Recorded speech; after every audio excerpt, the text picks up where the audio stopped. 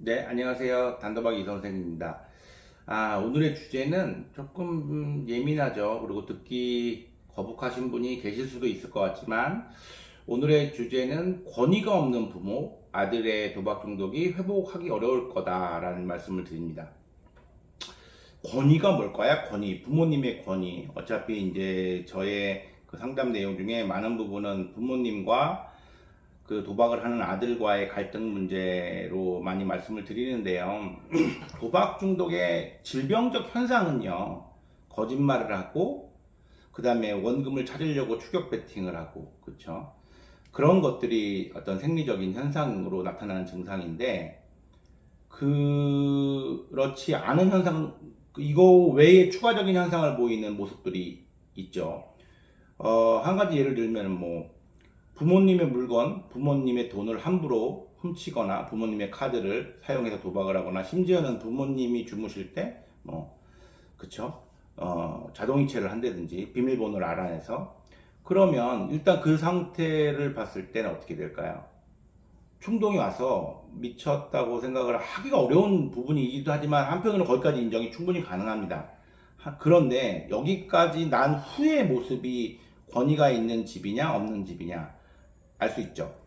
도박을 해서 돈이 다 없어지고 나서는 그때부터 우리의 뇌는 어느 정도 정상적인 뇌로 돌아옵니다. 그래서 두려움도 느끼고, 그렇죠. 죄송함도 느끼고, 자괴감도 느끼고, 죄책감도 느끼죠. 수치심도 느끼고. 도파민이 한창 막 나오면서 도박에 막 몰입되어 있는 순간에는 모든 감정이 통제된다고 보시면 돼요. 물론 막 시간이 10시간을 1시간처럼 쓴 거고, 그 다음에 미안하거나 죄송하거나 죄책감이나 전혀 못 느낍니다. 심지어 배고픔과 졸려움까지도 못 느끼죠. 도파민이 그만큼 강력한 호르몬인데 어쨌든 여기 많이 공감을 하실 겁니다. 끝나고 나서 걱정이 시작되는 거죠. 그 걱정. 정상적인 뇌는 그런 걸 할 수 있도록 세팅이 돼 있으니까요. 그런데 그렇지 않은 현상이 보이는 사람들이 있어요. 도박자들 중에. 무슨 말씀인지 이해하시죠? 너무 뻔뻔한 거죠. 그런데 그 뻔뻔함을 어떻게 대처해야 될지 모르는 부모님들이 계세요. 그 뻔뻔함을 아내들도 마찬가지겠지만 근데 그게 너무 당연한 거죠. 그게 너무 당연한 이 집안은 그런 게 너무 당연한 거예요. 그러니까 뭐라고 야단을 쳐도 한쪽 귀로 듣고 한쪽 귀로 흘리고 그냥 자기 방에 들어가서 문 잠그고 나오지 않는다든지 심지어는 며칠 동안 연락도 없이 외박을 했다가 집에 들어와서 아무런 얘기도 없이 그냥 잠을 자요. 그러면 부모님들이 어찌 할지를 모르는 거죠. 그런데 이미 성인이 됐거나 미성년자의 경우에는 나이가 많은 미성년자의 끝에 가 있는 고등학교 3학년 정도 이런 친구들한테 그 전까지 이런 문제가 없었는지 모르지만 부모님이 어떠한 대처, 그러니까 우리가 편하게 말하면 야단 칠 줄을 몰라요. 그리고 야단을 쳐도 먹히지도 않습니다. 과연 이게 뭘까요? 일반 도박 중독자에게 나올 수 없는 모습이라고 보시면 돼요. 그거는 도박 중독 때문이 아닙니다. 잘 구별하셔야 됩니다. 그 가정이 잘못된 부분이었죠. 그런데 어떤 부모님 이런 말씀 하시더라고요. 한 번도 혼낼 일도 없었고 혼낼 일을 하지도 않았다. 그래서 그런 적이 없었다. 물론 그런데 그게 사실일까요? 어떻게 저도 크면서 굉장히 많이 혼나고 컸지만 제가 도박을 했을 때 제일 두려웠던 건 가족에게 대한 죄송함과 두려움이었어요.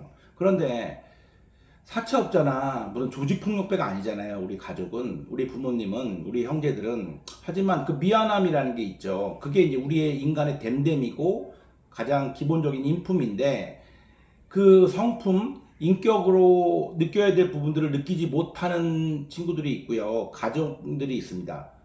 이거는 우리가 TV를 보거나 영화를 봐서도 공감을 해야 될 내용들인데 그럴 경우에는 도박 중독 상담 치료, 어떤 정서적 치료가 매우 불가능하다고 말씀드리기까지는 어렵지만 어렵습니다.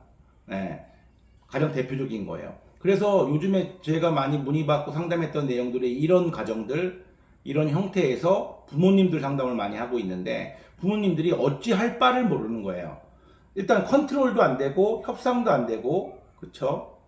잘못은 다 했는데 그런 아까 말한 대로 일방적으로 정말 그런 문제들 부모님의 막 그 귀중품을 감추기 바쁘고 걸리면 훔쳐갈 수 있으니까 그런 거에 두려움이 있으신 부모님들, 이거는요 잘 일어날 수 없는 일입니다. 한 번쯤은 있을 수 있어요.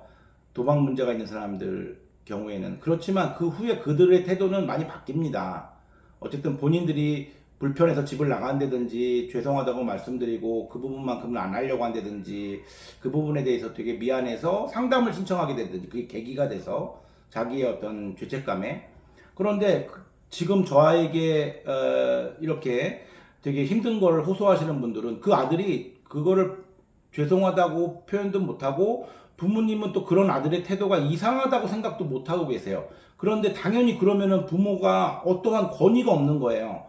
그래서 결국은 상담으로 이끌어오는 것도 부모님에게 미안한 마음으로 오는 그런 상담도 못 오는 거죠. 내가 도박 중독자임을 인정하지 않아도 내가 부모님한테 너무 잘못하는 게 많아서 부모님이 원하시니까 그래 엄마의 소원이니까 상담이라도 한번 가보자 이렇게 오는 친구들도 상당히 많거든요.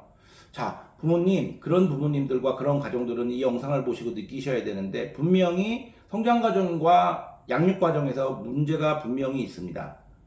네, 대부분은요 한부모 가정이거나 그래서 특히나 아들과 엄마의 관계에서 이 아들들이 엄마의 어떤 권위, 왜냐하면 잘해주는 역할만 해왔던 엄마니 그 엄마가 잘해주는 것은 아들에 대한 미안함일 수 있습니다. 한부모 가정이거나 주말 부부, 아버지가 오랫동안 주말 부부로 주말에만 와서 아빠가 오신 토요일 일요일에만 주말에만 반짝 괜찮다가 또 엄마 혼자 있었을 때는 그렇게 오랜 시간을 살았던 친구들, 또는 약간 품행장애나 반사회적 인격장애의 성향이 조금 있는 분들, 이런 성향들, 이런 분들의 문제가 도박 중독이 생겼을 때 같이 생긴다고 보시면 될 거예요. 그래서 굉장히 심각함을 인지하셔야 됩니다. 그리고 이런 부부 가정일 경우에는 이렇게 자기의 잘못을, 도박 문제 말고요, 부모의 권위에 대해서 전혀 느끼지 못하고 부모를 그냥 하나의 그 도박을 할 수 있는 나의 공동 의존자로만 느끼는 그런 아들이 있는 집안은요, 원칙을 세우셔야 되고 두 부모님의 힘이 합쳐져야 됩니다. 다시 한번 말씀드립니다. 그런 아들이 있는 가정은요, 이제 기본적으로 우리가 밑에 깔고 들어갈 수 있는 일반적인 가정에서 있는 게 안 이루어졌기 때문에 일단 한 명의 부모님으로는 안 되고요. 특히 이제 어머니 혼자서는 안 되고요. 여성 혼자서는 부모님이 어쨌든 선택을 하셔야 되는 거예요. 주말 부부건 이혼 부분이건 간에 할 수 있다면 합치시는 게 제일 좋고요. 이 아이에게 전달할 수 있는 내용 중에는, 아니면 분리시키시던지. 근데 이런 사람들의 특징은요, 나가래도 안 나갑니다. 독립하라, 너 나가라. 이제부터 너랑 사는 게 너무 어렵다. 나가달라고 해도 절대 안 나갑니다. 극단적인 자기중심적인 성향이 강한 친구들이기 때문에. 그래서 합치셔야 되고요. 같이 그 사람에게 똑같은 동일한, 의견이 다르면 안 됩니다. 동일한 내용을 전달하셔야 되고요. 그 다음에 집안에는요, 원칙이 있어야 돼요. 이제부터는요. 보통 어떤 집안에 원칙이라는 게 있기 어렵잖아요. 다들 그 배려와 어쨌든 간에 무의식적으로 이렇게 통하는 게 있기 때문에. 그러나 이런 가정은 어떤 회사건 군대건 이런 규칙처럼 공동체의 원칙, 이거를 할 경우에는 어떻게 한다, 이거를 할 경우에는 어떻게 한다, 이런 어떻게 보면 너무 당연한 내용들인데, 집안에 물건에 손을 댔을 때 어떻게 조치한다, 이런 내용이죠. 엄마에게, 부모님에게 금전적으로 또는 동생이나 형의 금전적인 물건에 손을 댔을 때는 법적 조치한다, 이런 원칙들이 명백하게 정해져서 글씨화하여 붙여놓으셔도 좋습니다. 글씨화를 하셔서 보셔서 항상 인지하게끔. 그리고 이게 끊이지 않게 이런 집안에서의 범죄 사건이 발생을 한다, 더 커질 수도 있다는 건 분명히 당연한 거거든요. 일반적인 중독자들은 여기까지 가는 경우들이 굉장히 드뭅니다. 거의 없다고 보시면 되니까요. 그러면 경찰에 신고하셔도 돼요. 그냥 그 특정인을 지목하지 마세요. 아들이 아니라고, 모른다고 생각하는 상태에 내 돈을 누가 훔쳐간 거잖아요. 내 계좌에서 누가 돈을 빼간 거잖아요. 그러면 경찰에 신고하셔서 조사를 받게 하세요. 그럼 수사를 합니다. 경찰이. 절도 사건이니까. 그러면 나중에 이제 그게 아들로 밝혀질 경우에는 그 처벌 단계에 있어서는 이게 친족이기 때문에 처벌을 원하지 않는다 그러면 사건이 처리가 안 되는 경우도 있지만, 그렇게 하셔도 되니까요. 일단은 경찰에게 절도 신고를 접수하세요. 그래서 그렇게 해서라도 어떤 따끔하게 훈육을 하셔야 되는 상황이 발생할 겁니다. 그렇게 하는 게 굉장히 효과적이고요. 제 경험상.